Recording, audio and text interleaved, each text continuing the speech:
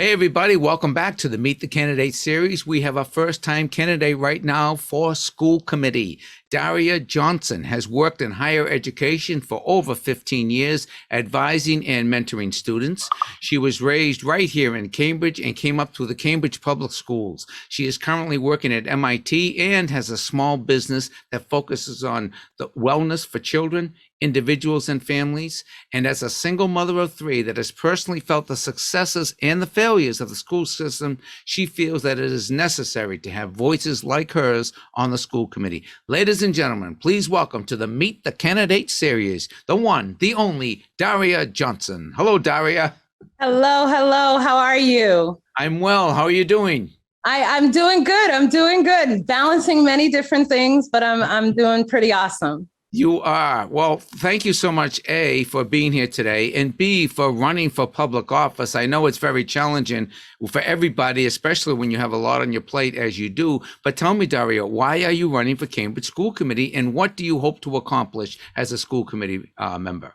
So I start by saying that I never ever thought I would ever run for any type of office. I consider myself not to be a political person, involved in politics, yes, but not being political, involved in activism, but not political. And I realized that we are in a place right now that needs voices from the ground, that needs voices and opinions and people that are willing to really push the envelope and push policy, right? I'm running because I've noticed that there are specific demographics that are not getting the education that they deserve to get in the city.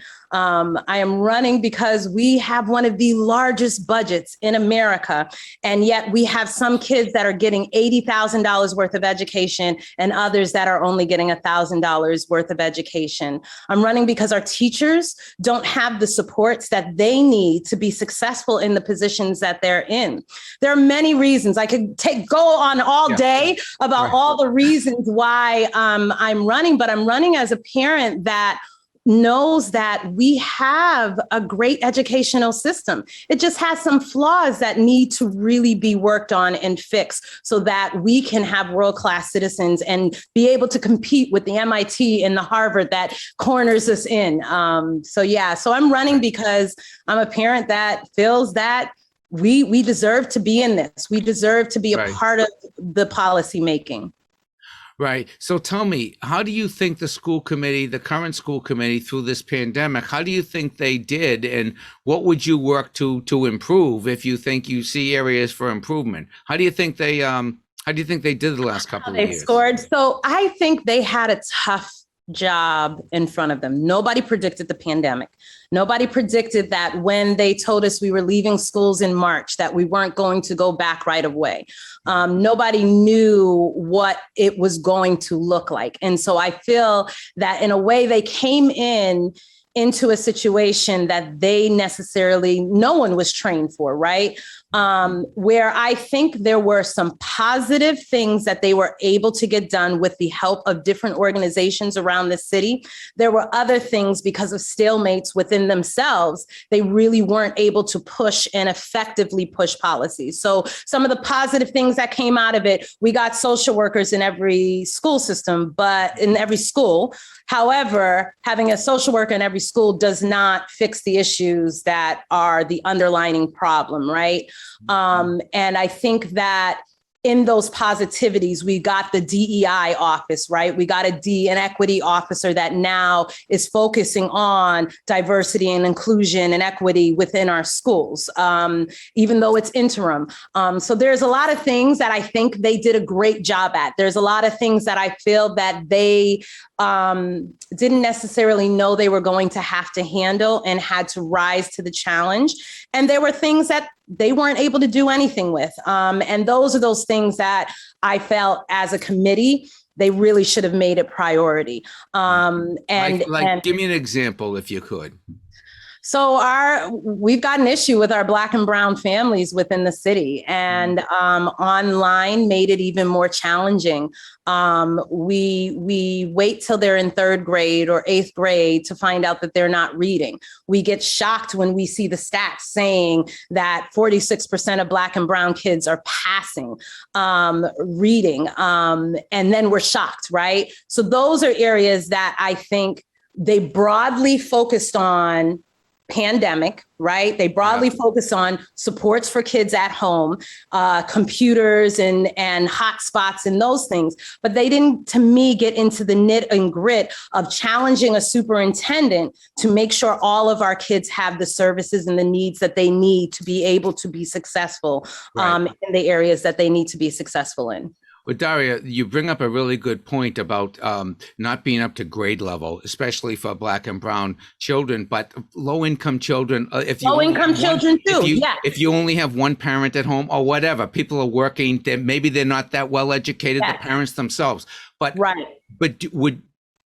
would you advocate, testing earlier or trying to determine, or what would you advocate, and would you advocate it across the board? For example, every first grader at least is measured in terms of reading. That might already go on. I don't know. I'm just asking. So I think assessments already go on within the schools, right? As a parent, I've gone to parent teachers meetings where they're doing assessments along the way, but it's not comprehensive. Now, I am not one. I really feel our standard of testing is not, how do I say, I don't feel it's for all students, right? Yeah. And I don't feel it really shows the success of all students. I feel that having these standardized tests make teachers have to, and in a way, teach to the test, right? Mm-hmm. For me, it starts with, if we want to address this issue at 3rd and 8th grade, it starts with pre-K. Okay. The city really needs universal pre-K, because that is how you get the low income families, the Black and brown families, how you really start them with a good foundation. When you don't have the money and the resources to hire tutors at young ages or put them into these type of programs that those that come from a different socioeconomic status do, then you start off with a lesser advantage, right? And so to me, it really begins at pre-K. It really begins with having a new look at our curriculum, right? How are we teaching our children, right? We, in a way, although it has been resurfaced, made to look a little prettier, we're still using a curriculum that is outdated. We're still using a curriculum from over 100 years ago, which 100 years ago, it worked, right? In the 50s and the 60s, it worked for them. But we now have a different conglomerate of students that are coming through that are more tech savvy, that think in a different way, that may not necessarily want to sit down at a desk to learn. And so I think in that way is that it's not just testing, it's this 360 wraparound approach where we get the families involved, the teachers involved, and the curriculum involved in it. So it starts young. All right. I have a question. I have two questions. We got a couple of minutes left.